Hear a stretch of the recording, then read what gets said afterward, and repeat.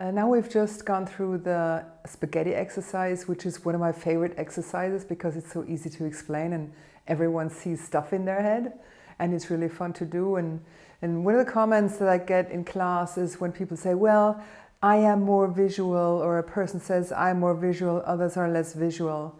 The fact though is the visuality of things is really massively present in everything. Antonio Demasio is a university professor of the University of Southern California, and he did a lot of research on how we function as human beings. And he came out with a finding that images of every sensory kind make thinking possible, and imageless thought is not viable.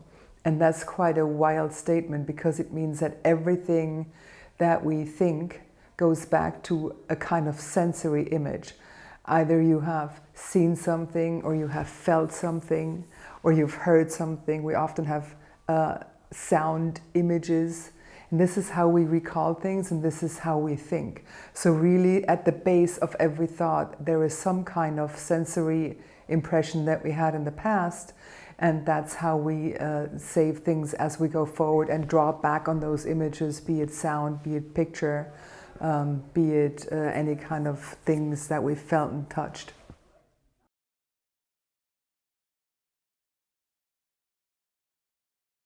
Now, let me talk about the image maker. The image maker is the function in you that you can't, like, if you cut yourself open, you're not finding it. But it's the function in you where you can see things that are not physically in the room.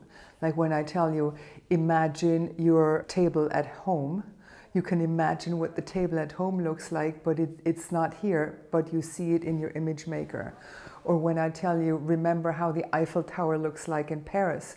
You can draw that image in your head, you can look at that image, but it's not there. So that's the image maker where you see stuff.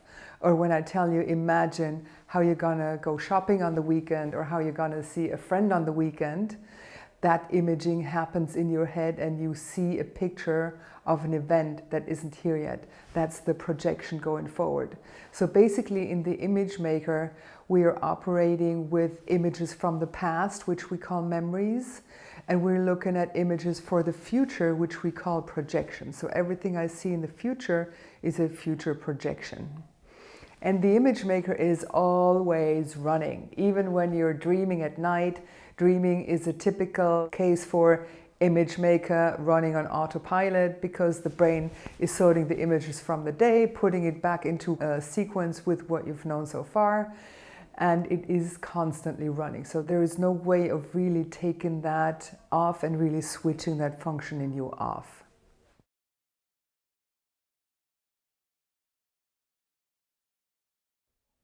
Okay, so up to this moment, I have brought you into understanding that we have images in the head and that they differ between people. Now, the next aha, and that was a really big one for me as well when I came across that, was that the past and the future don't exist.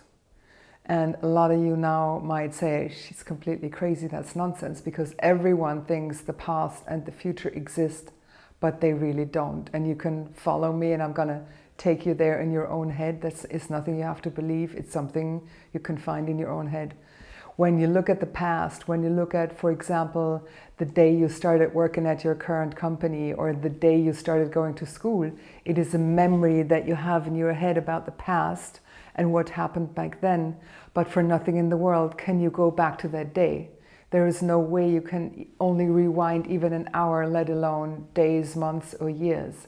So the past is really a sequence of images in your head, things you remember, meanings you attach to it, emotions you attach to it, sounds you attach to it, but it is something that is gone, it doesn't exist. The only thing that actually does exist is you in the present moment that sits here and listens to this video. That is real. The rest is memory from the past. There still might be objects from the past, like you have maybe a cake you made yesterday, or you still have a book that you bought 5 years ago. So there's objects that are a result of something that happened from the past, but you cannot go back to baking the cake yesterday. That is over and gone. You can go back in your mind, and a lot of people live in the past in their mind almost all their lives, even though the only reality there only ever is the now. The same thing is true for the future. A lot of people spend the time in projecting what's going to happen tomorrow. Oh my God, tomorrow I might get laid off, or I might not have enough money, or oh my God, the climate's going to go down. And then there's the end of the world. So everything that you forecast in your mind as a picture of tomorrow or later, again, is an image in the head with a meaning attached to it, thoughts attached to it, often feelings and emotions, often fears attached to it, and sometimes also joy attached to it. But it's only ever a story in the head that in the present moment really doesn't exist. What exists in the moment is your imaging the future in your head. That's a projection. And once you realize that, your life actually, at least mine did, dramatically change, because you no longer have to run around in the pictures from the past all the time and think all of it was true. Neither do you have to go in your mind to the future all the time, because a lot of things that we imagine to be never come to be the way we imagine them. And Albert Einstein was known for saying that time is an illusion. So he already knew that, but he said it's, however, a very persistent one. So even 100 years ago, some people on this planet already realized, wait a minute, this past and future thing, it's not there, but we constantly talk about it, so we think it's there. And that for me in my life was a really big aha, to say, hey, wait a minute, what am I looking in my head, and what is actually really true?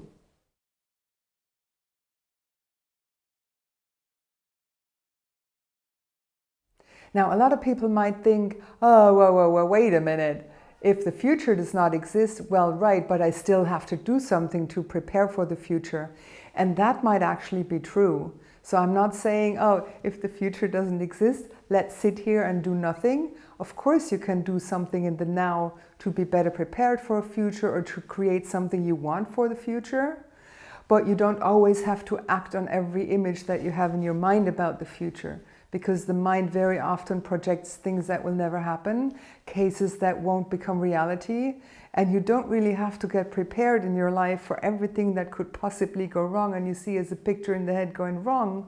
But you can really ask yourself, hey, wait a minute, which one of these pictures that I'm seeing for the future is really relevant, and which one do I really have to get ready for now, and which ones can I discard and say, oh, okay, I'm going to go there if it really happens, and if it doesn't, I'm just not going to go there.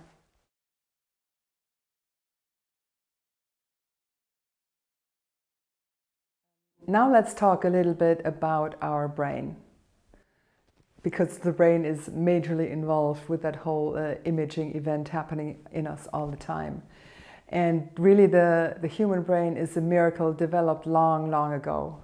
And it is the best developed supercomputer of all times. And no matter what we invent, it will never come anywhere close to the human brain, which is so powerful, so complicated, so massively interesting when you really get understanding even only the smallest bits and pieces about it.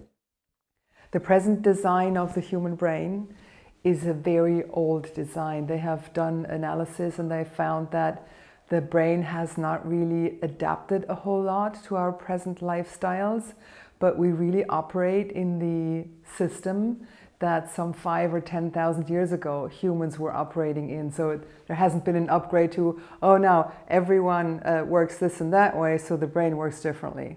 It's not that way. We operate in a system that is really for thousands of years conditioned into working in a certain way.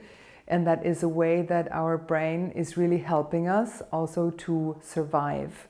And a lot of the functions that we have in our brains are about survival in the wilderness. When you lived 5,000 years ago, you had to fight a lot more, like physically fight a lot more than we do today. You had to run away from the tiger or from the bear in the forest, or you had to like really be quiet and hide so that no one would find you, because if you didn't, you would be really dead. And that would be kind of a problematic state to be in. So we have a lot of functions in our bodies that are operating so that it protects us from physical death. Now, in the modern world, these functions are still operating up and running, but we don't really need them as often, but we still automatically use them very often as we did in the past. And most people are not aware of these processes. And the main process that I'm going to be talking about here is the fight or flight process, and I will explain that a little bit longer as we move forward in the videos.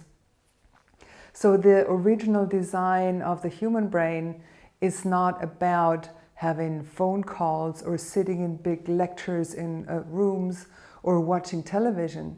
They have been really designed for survival in the wilderness. And a lot of people think, oh, that's the past, it no longer matters, but it matters big time today in how we function today and how we operate today. Now, the brain itself is not really very good at projecting in the future. If we wrote down what we think, say, in a year from now, most of our forecasts would be really wrong because the brain cannot see in the future. It's great at taking pictures from the past and projecting in the future, but the guarantee that it's all true is rather low. What the brain, though, is really good at is to solve a problem in the present moment. If you're sitting in front of the problem right now, you have a certain issue to deal with, your brain is super powerful to help you find the right solutions.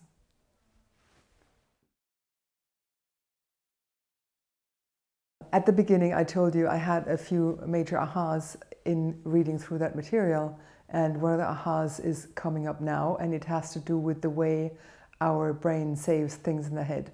Most people think that, oh, I have a memory. I remember last month it was like this and that, and they really believe it was like that. And most people think that what they remember is actually true. And there has been a recent study with seeing how much of our memories really happened and how much didn't. And it's actually massively crazy how little is actually true in the memories.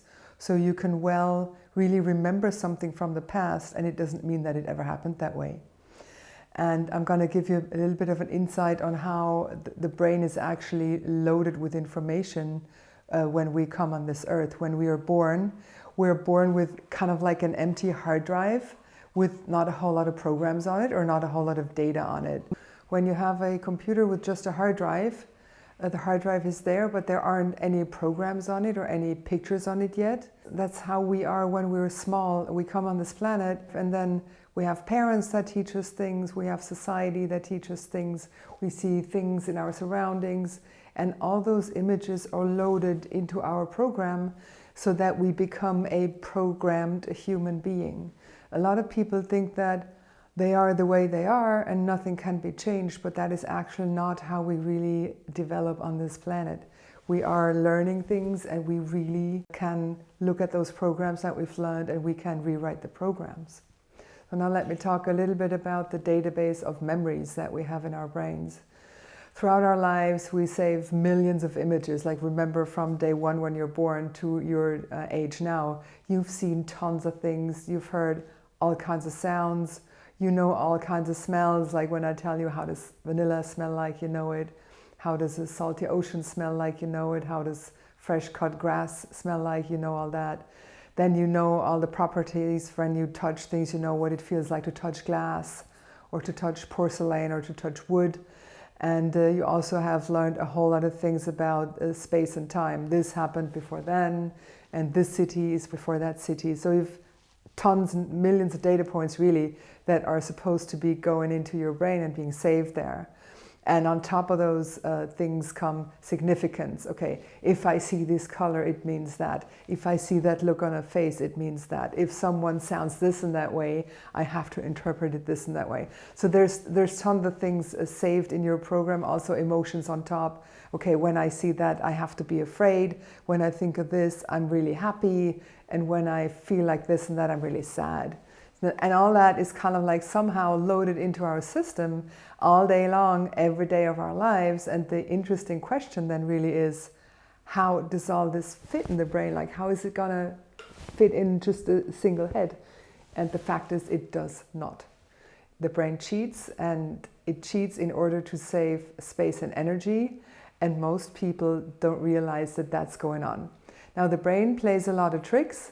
And I'm going to now take you through some of the tricks that the brain actually plays to save time and energy. And I'm going to let you experience those tricks for yourself as well. So it's nothing that you have to believe, but it's something you can check for in your own head.